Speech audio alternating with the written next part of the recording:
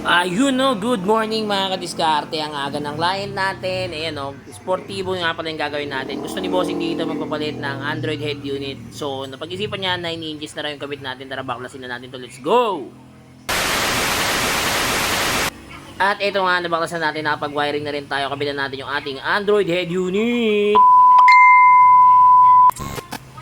Ito na nga, tapos na tayo mag-install ng ating Android head unit. Ayan o, 9 inches Android nga pala yung inabil ni Bossing. Meron na rin tong Apple CarPlay and Android Auto. Siyempre, kasama pa rin sa package natin yung reverse camera. Yung ginamit nating reverse camera dito is yung stock reverse camera ng Sportivo niya. Ayan o, kitang-kita nyo naman, napakalinaw, napakaganda, napakaangas. Pwede ka na rito mag-Waze, Netflix, YouTube, Google Map, at iba pang apps na gusto nyo. Pwede nyo i-download yan sa Play Store. Ayan, may Spotify, YouTube, yan. Pwede yan mga kadiskarte. Sa mga gusto mag-avail, drop nyo message nyo, PM nyo lang ako. Alright. Siyempre yan, testingin natin yan. Drive tayo, testing natin yung Google Maps kung accurate ba. So far, okay naman. Masaya si client. Happy siya. At meron na siyang mga gamit pang tawag dito, pang larga nila yan. Hindi niya siya gagamit ng cellphone para mag-Waze yan. Diyan siya diretso. May Apple CarPlay and Android na rin to.